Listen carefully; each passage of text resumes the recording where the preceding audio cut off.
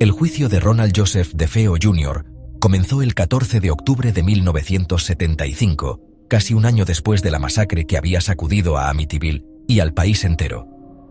El Tribunal del Condado de Suffolk, un edificio en Riverhead, Nueva York, se convirtió en el epicentro de un drama que mezclaba crimen, locura y las primeras sombras de lo sobrenatural. Para entonces, el joven de 23 años conocido como Butch había pasado de ser un hijo problemático a un símbolo de lo impensable. Un hombre que en una sola noche había borrado a su familia del mundo con un rifle calibre 35. El caso atrajo a multitudes de reporteros, curiosos y vecinos de Amityville, quienes llenaban las bancas del juzgado o aguardaban fuera bajo el cielo gris de otoño, ansiosos por entender qué había llevado a tal atrocidad. Lo que ocurrió en esa sala no solo sellaría el destino de Ronald, sino que también daría forma al mito que comenzaba a crecer alrededor del 112 de Ocean Avenue. La fiscalía, liderada por el asistente del fiscal del distrito, Gerard Sullivan, presentó un caso contundente y metódico. Desde el primer día, Sullivan pintó a Ronald Jr. como un asesino calculador, motivado por una mezcla de odio, codicia y autodestrucción. Los hechos eran abrumadores. Las 6 víctimas, Ronald padre, Louise, Dawn, Allison, Mark y John, habían sido encontradas boca abajo en sus camas, ejecutadas con disparos precisos entre las 3 y las 4 de la madrugada del 13 de noviembre de 1974. El rifle Marlin, hallado en un armario de la casa, tenía las huellas de Butch y nadie más. La autopsia reveló que las heridas eran consistentes con un tirador solitario, y la ausencia de signos de lucha o robo descartaba la teoría inicial de un intruso. Sullivan argumentó que los motivos eran terrenales. Ronald Jr. había discutido frecuentemente con su padre, un hombre dominante que lo humillaba frente a otros. Había robado $20,000 de la concesionaria familiar días antes del crimen, y las pólizas de seguro de vida de sus padres, valuadas en cientos de miles de dólares, representaban una ganancia potencial. Además, su historial de abuso de estupefacientes y su comportamiento errático apuntaban a una mente desquiciada, pero no necesariamente incapaz de planear. La defensa, encabezada por el abogado William Weber, un hombre astuto y teatral con experiencia en casos de alto perfil, tomó un rumbo diferente. Desde el inicio, Weber apostó por una estrategia de insanidad, alegando que Ronald Jr. no era responsable de sus actos porque había perdido el control de su mente. El eje de su argumento eran las voces que Butch afirmaba haber escuchado esa noche. En el estrado, Ronald describió, con una voz entrecortada que oscilaba entre el miedo y la resignación, cómo los susurros habían surgido de las paredes del 112 de Ocean Avenue. Me decían que tenía que hacerlo. Eran como sombras que me seguían, que me llenaban la cabeza hasta que no pude pensar en nada más. Weber llamó a un psiquiatra, el doctor Daniel Schwartz, quien diagnosticó a Ronald con un trastorno antisocial de la personalidad agravado por el consumo de drogas y un posible episodio psicótico. Schwartz sugirió que las voces podían ser alucinaciones inducidas por el LSD o un reflejo de un trauma profundo, posiblemente relacionado con los años de abuso verbal y físico a manos de su padre. Pero la fiscalía contraatacó con fuerza. Sullivan presentó testigos, amigos, compañeros de trabajo y vecinos, que describieron a Ronald como un joven manipulador y violento, capaz de mentir con facilidad. Uno de sus antiguos compañeros de la concesionaria relató cómo Butch había amenazado con hacer algo grande tras una pelea con su padre semanas antes del crimen.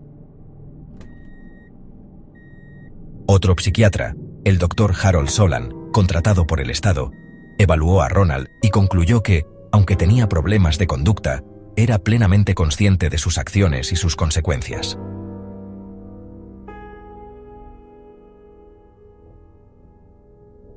Sullivan también explotó las inconsistencias en la historia de Ronald Primero había culpado a un mafioso ficticio, Louis Falini. Luego cambió su relato a las voces, y en una entrevista con la policía incluso sugirió que Dawn, su hermana mayor, podría haber estado involucrada antes de retractarse. ¿Qué es esto, señor DeFeo? ¿Un accidente? ¿Un delirio? No. Es un asesinato premeditado, ejecutado con frialdad. El juicio, que duró 5 semanas, fue un espectáculo cargado de emociones. Los medios lo cubrieron con avidez. Titulares como «El hijo maldito de Amityville» o «Voces del infierno» llenaban las portadas de diarios como el New York Post y el Newsday. En la sala, los familiares de los DeFeo, tíos, primos y abuelos, asistían en silencio, algunos llorando, mientras las fotos de las víctimas, proyectadas en una pantalla, mostraban rostros sonrientes en cumpleaños y navidades pasadas. Los vecinos de Amityville, muchos de los cuales conocían a la familia de años, se dividían entre la incredulidad y la furia. Algunos, como Mary Sullivan, una anciana que vivía a 2 casas de distancia, insistían en que algo raro había en esa casa desde siempre. Otros, como el dueño del Henry's Bar, donde Ronald había pedido ayuda, lo veían simplemente como un chico malo que había perdido el rumbo. La mención de las voces alimentó rumores en el pueblo. ¿Eran las drogas hablando o había algo más oscuro en juego? El 21 de noviembre de 1975, tras deliberar durante 2 días, el jurado emitió su veredicto, culpable en 6 cargos de asesinato en segundo grado. El juez Thomas Stark, un hombre de rostro severo y pocas palabras, sentenció a Ronald Jr. a 6 cadenas perpetuas consecutivas de 25 años cada una condena que aseguraba que nunca saldría de prisión. Al escuchar el fallo, Butch apenas reaccionó. Se limitó a bajar la cabeza mientras lo escoltaban fuera de la sala. Stark, en sus comentarios finales, calificó el crimen como un acto de depravación casi sin precedentes. La prensa, sin embargo, no lo olvidó.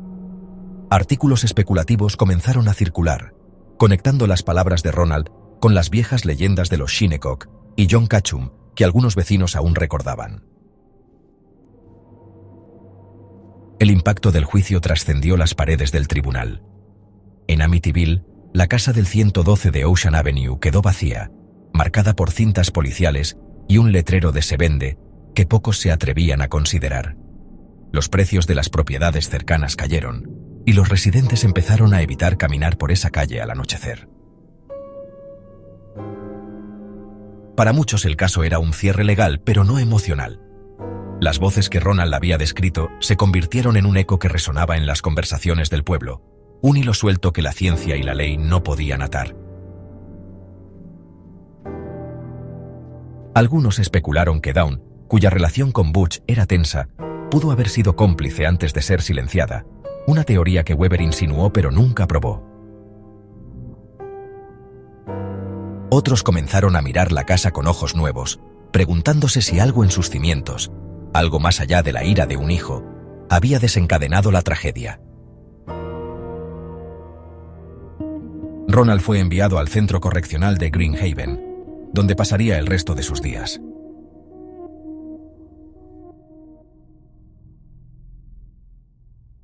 El 112 de Ocean Avenue, ahora silencioso y desierto, esperaba su próximo acto, mientras Amityville intentaba, sin éxito, dejar atrás la sombra de esa noche de noviembre.